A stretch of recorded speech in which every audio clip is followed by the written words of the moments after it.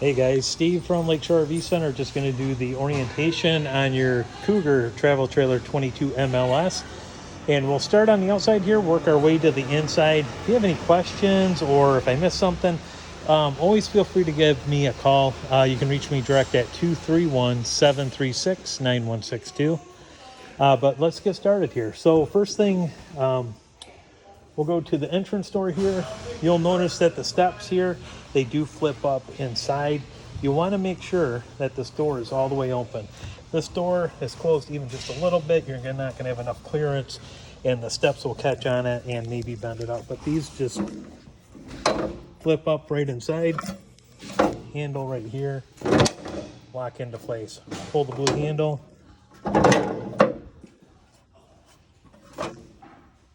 And you can bring them right back down. Another thing worth mentioning, and you've probably seen it on campers before, but this code that's on here, this is actually your key code. That's the lock, the key number to open up the lock on your camper. So maybe write that down somewhere or just memorize that. So if you ever lose your keys, that is the key that you're going to need to get back into your camper.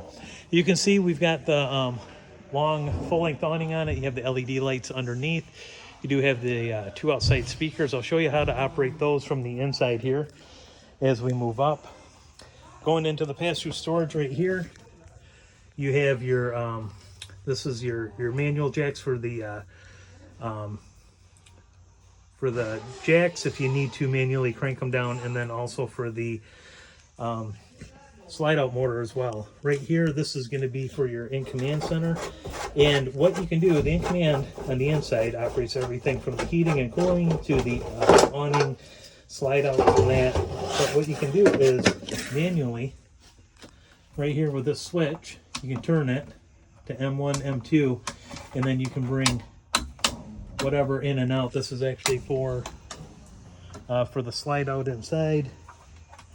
This would be right here. You can see this is operating the awning on the outside. So those are the two functions. If you had to manually do it with the switch out here, if that in command didn't happen to work, you can execute that outside.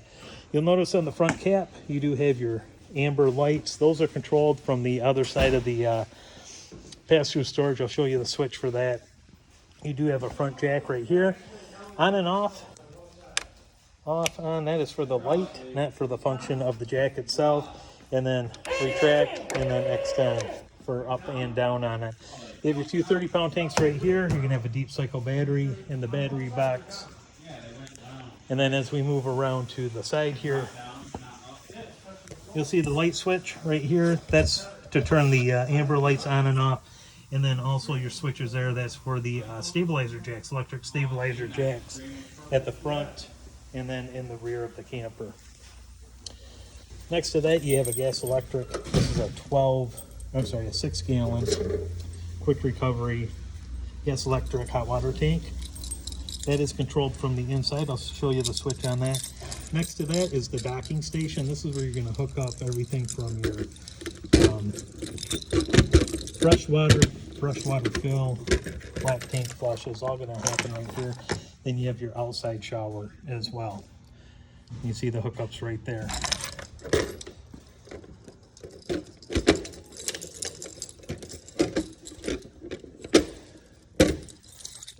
Going around to the side of the camper here, you have your access panels. This is going to be for your refrigerator. Nothing that you really need to be concerned with that. That is just for a technician. If they need to check out your fridge, they can access it there.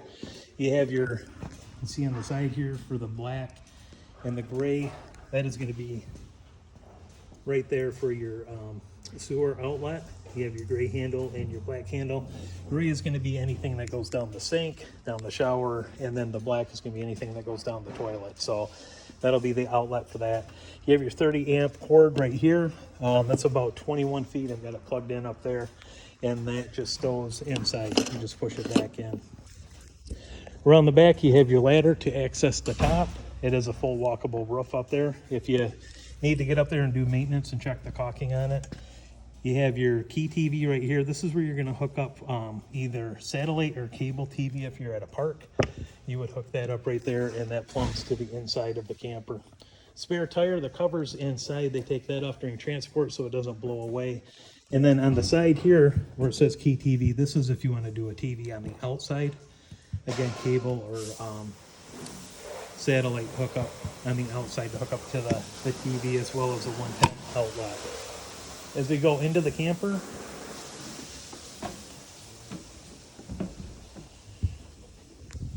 get your bedroom up front. There's spare tire cover right there. Like I said, they like to take those off during transport so they don't get lost. Not that it's normal, but the transport companies don't like buying new ones. So you have your light switch right there. You have a USB and then also a 110 outlet, and then 110 outlet and USB on that side of the bed.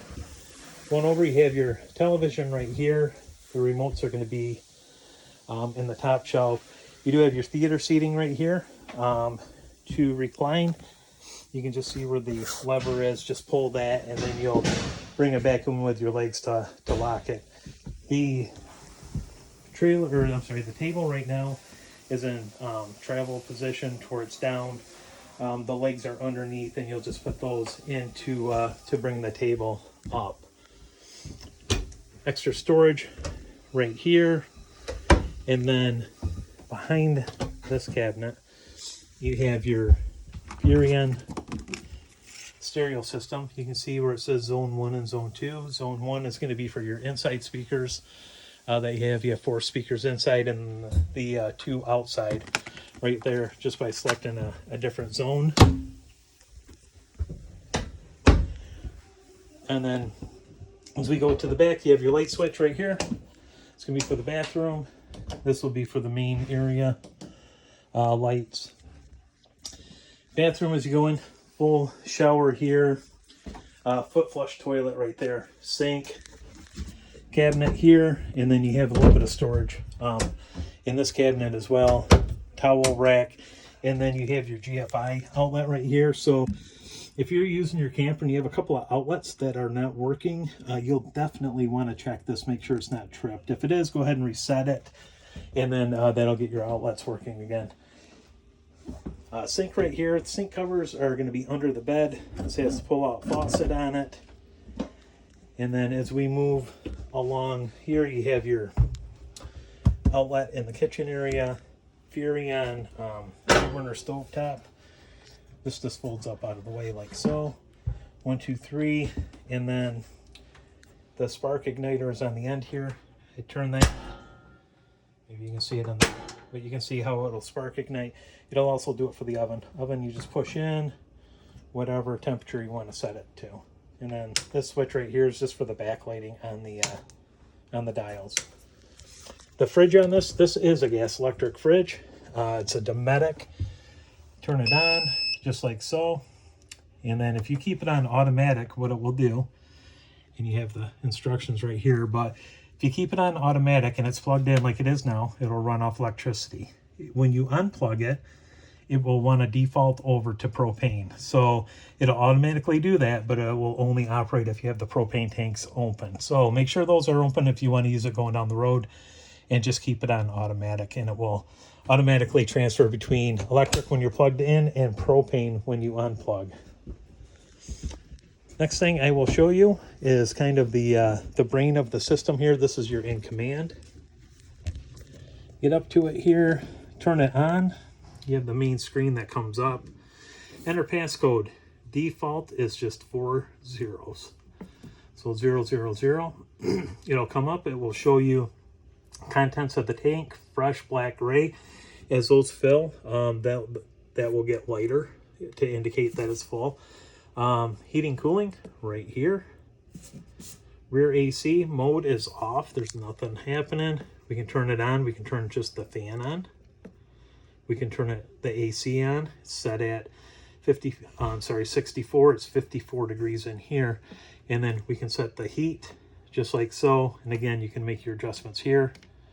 And then automatic. So if you want to keep it on automatic and set it at, let's just say 67 degrees, it will figure out if it's got to turn the heat on or the AC. And again, it's at 55, so it's trying to operate the heat. And then just switch it over to off. You know, there'll probably be a 10-second delay before the heat kicks off on it. Going back to the main screen, you have lights right here. Turn those off and on. Again, bedroom. Click those off and on, just like so. Ceiling lights, just like so.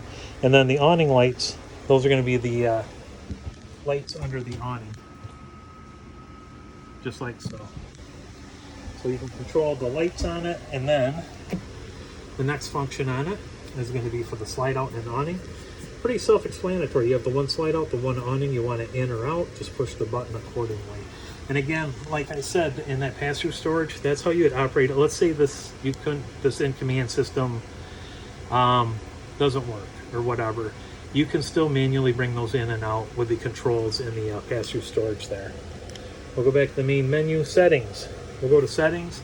This is pretty cool. This is where you can Bluetooth. You can hook up your phone. Wi-Fi. You can do Wi-Fi. Hook this up to Wi-Fi so you can use it remotely. Day and time, you can go ahead and set that up.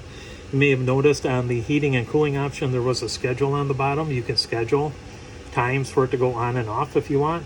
And then most importantly, passcode. You can go ahead and change from that default passcode if you want to. And then right here, it'll show where the battery's at. Water pump, it's on. Hot water heater, hit that, it's off. We can do gas or electric, or gas and electric right there. And then interior lights, again, that's just one switch right there. So that is your in-command system. Go back out to the main setting there. That's the in-command system. If you have other questions, I can certainly send you other links put out by the in-command Global Connect. But if you're going to download the app, make sure you download the app that has that emblem in it right there. So that is the general overview of the 22 MLS. Certainly appreciate your business. Like I said, if you have any questions, even when you're out using it, feel free to give me a call. You can reach me at 231-736-9162, and I look forward to seeing you soon. Thank you.